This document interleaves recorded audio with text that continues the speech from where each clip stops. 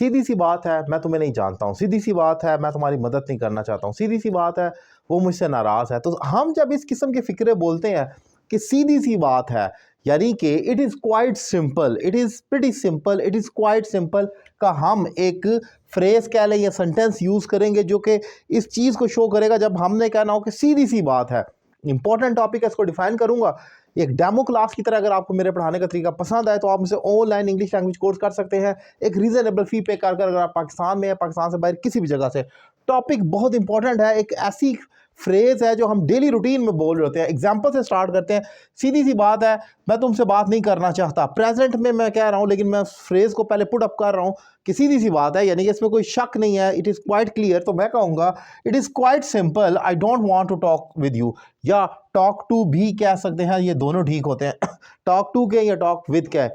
सो आप इस फ्रेज को पहले भी रख सकते हैं सेंटेंस को और एंड पर भी रख सकते हैं। आप ये भी कह सकते हैं I don't want to talk to you, it is quite simple. ये बहुत सीधी सी बात है कि भाई मैं तुमसे बात नहीं करना चाह रहा, यानी कि इसमें कोई शक नहीं है, इट इज़ क्वाइट क्लियर। इसे आप क्वाइट क्लियर भी कह सकते हैं या क्वाइट सिंपल भी कह सकते हैं। अगर ये पास्ट में चला जाए तो फिर भी कोई मसले वाली बात नहीं है, आप इसको पास्ट में भी यूज़ कर सकते हैं। जब आपने कहना हो सीधी सी बात है, जैसे कि एग्जांपल लिखिए it is quite simple she wanted to leave me, सीधी सी बात है वो मुझे छोड़ना चाहती थी। अब मैं पास्ट की एक एग्जांपल दे रहा हूँ, पास्ट में एक इवेंट हुआ जिसमें मैं ये कहना चाह रहा हूँ कि इसमें कोई शक ही नहीं है, बिल्कुल क्वाइट सिंपल सी बात है, सीधी सी बात है कि वो मुझे छोड़ना चाहती थी। तो मैं कहूँगा it is quite simple she wanted to leave me. अब ये वांटेड जो है ये पास्ट में चला गया तो उसको पास्ट डेफिनेट में ले गया कि वो मुझे छोड़ना चाहती थी कि सेंस में चला गया।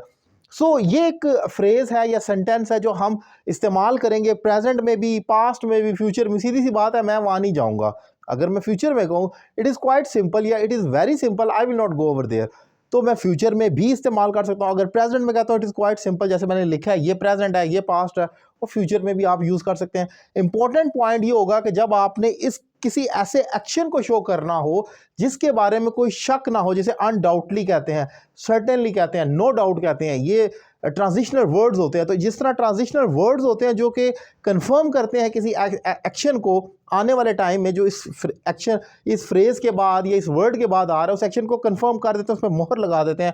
ऐसे ही कुछ फ्रेजेस या सेंटेंसेस भी ऐसे होते हैं जो इस्तेमाल किए जाते हैं किसी ऐसी बात से पहले जो आप उस पर मोहर लगाना चाह रहे हैं कि अब जो मैं बोलने लगा हूँ उसमें कोई डाउट नहीं है, वो यकीनी तौर पर कंफर्म एक एक्शन है। तो वहाँ पर आप कहेंगे इट इज़ क्वाइट सिंपल, सीधी सी बात है। उर्दू में इसको वेरी कर सकते हैं, सीधी सी बात है, साफ बात है, बहुत पक्की बात है, जो मर्जी कर दे। लेकिन इंग्लिश में आपने कहना इट इज़ क्वाइट सिंपल या इट इज़ प्रीटी सिंपल आप कह सकते हैं। तो ये आप इस्तेमाल करेंगे। इंपॉर्टेंट टॉपिक था। डेली रूटीन में हम इस किस्म के कितने फ़िक्रे बोलते हैं आप खुद अंदाज़ा कर सकते हैं। एक एग्जांपल आपके लिए छोड़कर जा रहा हूँ। सीधी सी बात है इस दफ़ा वर्ल्ड कप पाकिस्तान जीतेगा, सीधी सी बात है इस दफ़ा वर्ल्ड कप पाकिस्तान जीतेगा। इसकी क्या इंग्लिश होगी कमेंट बॉक्स में लिखें, और ऑनलाइन क्लासेस के लिए मेरा नंबर आपकी स्क्रीन पर मौजूद है। Thank you very much.